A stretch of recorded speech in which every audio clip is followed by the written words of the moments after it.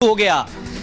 हम आज 24 की बात भी बताएंगे, 23 की बात भी, लेकिन 25 साल तक पीएम मोदी का कोई तोड़ नहीं। ये सिर्फ हम ऐसे ही नहीं कह रहे, पूरा रिपोर्ट कार्ड, प्रधानमंत्री नरेंद्र मोदी का पूरा रिपोर्ट कार्ड हम आपके सामने लेकर आए हैं। और इस report card, political report card के साथ देश के बड़े बड़े ज्योतिषाचार्य, बड़े बड़े पंडित आखिर क्या कह रहे हैं, यह आपको बताऊंगा मैं आज अपनी रिपोर्ट के जरिए। लेकिन बड़ी बात यह है कि आखिर 25 साल तक प्रधानमंत्री नरेंद्र मोदी नहीं होंगे, यह आखिर हम क्यों कह रहे हैं ऐसा। देखिए, ग्राफिक दीजिए प्लीज। 25 साल तक मोदी के न रहने के पीछे वजह, ग्राफिक्स प्ले कीजिए प्लीज। वजह मैं बताने जा रहा हूं, मोदी 25 साल तक क्यों और कैसे रहेंगे। दरअसल मोदी का एजेंडा हिंदुत्व और विकास है। पहली बड़ी वजह यह, देश अर्थव्यवस्था में 5वें नंबर पर है और 5 ट्रिलियन इकोनॉमी का एजेंडा है। देश में निवेश तेजी से बढ़ा है और भव्य राम मंदिर का निर्माण हुआ है। काशी कॉरिडोर का विकास हुआ है, यानी एक तरफ हिंदुत्व और दूसरी तरफ विकास। महाकाल लोक का उद्घाटन हुआ, दूसरी तरफ केदारनाथ का पुनर्वास भी हुआ। साथ ही साथ बद्रीनाथ को करोड़ों की सौगात दी गई और दुनिया में देश की साख बढ़ी। प्रधानमंत्री मोदी G20 के अध्यक्ष बने, अब SCO के अध्यक्ष बनने की तैयारी में, यानी एक तरफ हिंदुत्व, दूसरी तरफ विकास। कोरोना में दुनिया को वैक्सीन दी गई और दुनिया में हिंदुत्व को पहचान दिलाई। बॉर्डर पर दुश्मनों को भी ठिकाने लगाया। और ये वो उपलब्धियां हैं जो उपलब्धियां बताती हैं कि प्रधानमंत्री नरेंद्र मोदी ने 2047 तक का एजेंडा सेट कर लिया है। अब सुनिए जरा, ज्योतिषाचार्य आपको बता रहे हैं कि 2047 तक, यानी अगले 25 साल तक प्रधानमंत्री मोदी के बीजेपी का योग और तारे क्या कहते हैं। साल 2014 में इन्होंने प्रधानमंत्री पद की शपथ ली है और इनके कुंडली वृश्चिक लग्न की है, जिसमें शश योग और बृहद राजयोग है। इस राजयोग के आधार पर हम कह सकते हैं कि नरेंद्र मोदी जी के बीजेपी में सत्ता शासन संभालने के बाद भारतीय जनता पार्टी के विशेष राजयोग 25 वर्षों का राजयोग है। 2014 से जो योग शुरू है 2039 तक यह राजयोग बना रहेगा। नरेंद्र मोदी जी को कोई भी हरा नहीं सकता। भारतीय राजनीति में ग्रह गणनाओं के अनुसार से देखा जाए तो आने वाले करीब करीब 20 साल जो है वो बीजेपी के लिए बहुत प्रशस्त दिखाई देते हैं।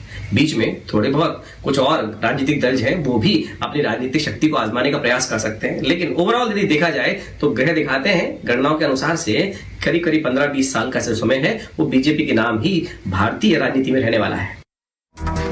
ऐसा मैं क्यों कह रहा हूं, आपने सुन लिया ज्योतिषाचार्य को। अब मैं आपको बताने जा रहा हूं, दरअसल कोई टक्कर में नहीं है। क्यों नहीं है टक्कर में, देखिए जरा, ये मैं आपको बता रहा हूं। 2019 की स्थिति देख लीजिए, 2019 का रिपोर्ट कार्ड आपके सामने। अकेले पीएम मोदी के पास 303, और इधर सबको जोड़ दें जो सब चाहते हैं सीएम पीएम बनना। कांग्रेस के 51, अगला प्ले कीजिए।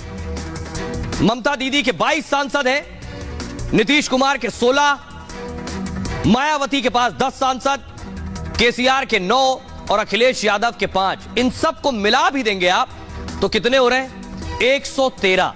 ये 113 और ये 303, लेकिन सबको पीएम बनना है। सोचिए जरा, सबको प्रधानमंत्री बनना है। 100 का आंकड़ा जैसे तैसे पार हो रहा है। ये अकेले 303 है और इससे कहीं ज्यादा एनडीए मिलाकर है।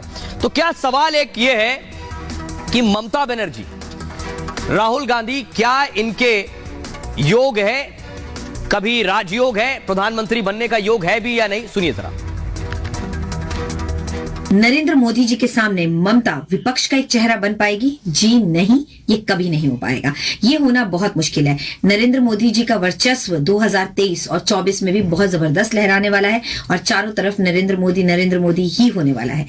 नरेंद्र मोदी जी की जो कुंडली है वो वृश्चिक लगन और वृश्चिक राशि की है और उसके अंदर रोचक नाम का महापुरुष राजयोग बना हुआ है। मंगल स्वराशि में लगन में ही बैठा हुआ है और मंगल की महादशा चल रही है।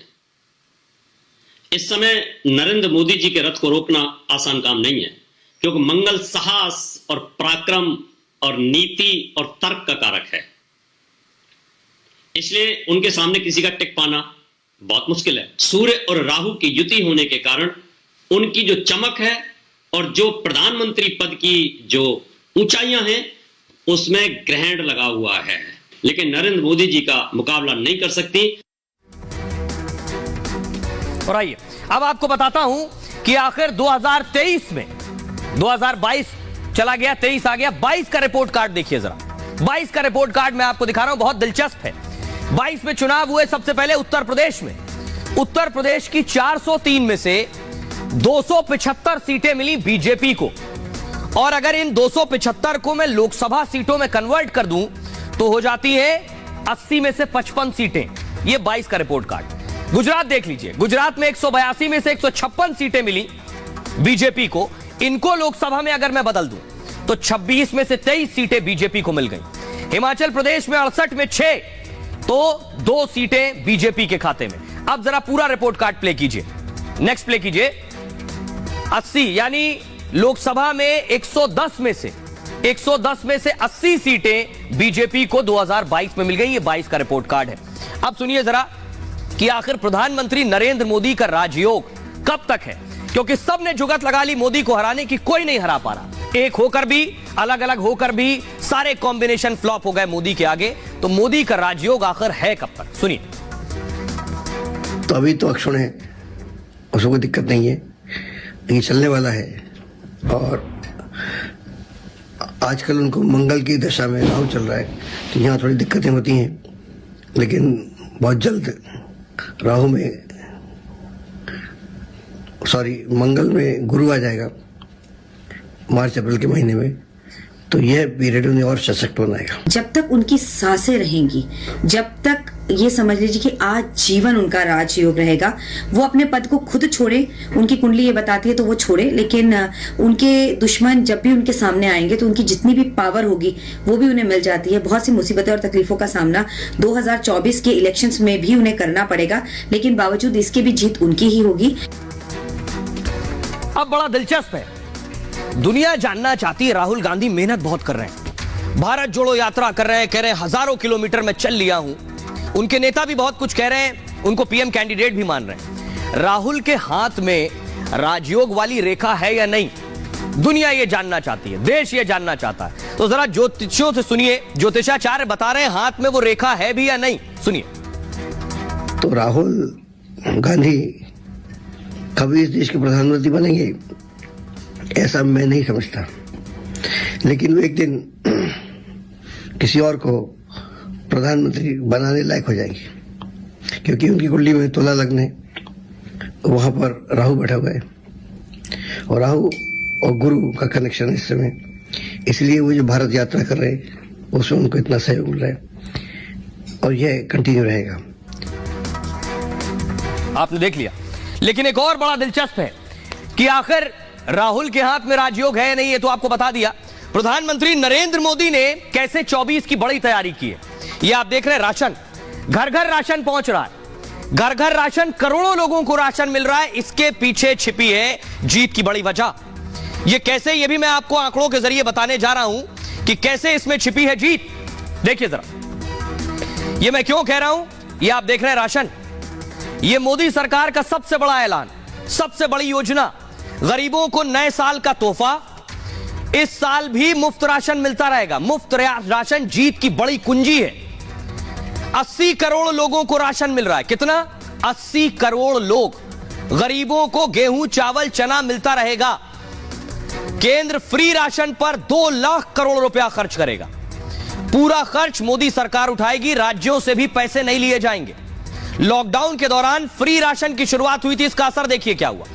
फ्री राशन से सीधे 40 करोड़ वोटर्स प्रभावित हो रहे हैं। 2019 के चुनाव में बीजेपी को मिले 22 करोड़ वोट। कितने? 22 करोड़ वोट। लाभार्थी राशन के कितने हैं? 40 करोड़। मतलब 24 में फ्री राशन से सत्ता मिल जाएगी। अगर 40 करोड़ जो परिवार हैं, इन लाभार्थियों में आधों ने भी वोट दे दिया तो 20 करोड़ ऐसे ही हैं। बिहार विधानसभा में 53 से 74 पर पहुंच गई बीजेपी, फ्री राशन। पश्चिम बंगाल में 3 सीटों से 77 का आंकड़ा पहुंच गया। उत्तर प्रदेश में दूसरी बार योगी सरकार सत्ता में आ गई। यह है फ्री राशन का फायदा।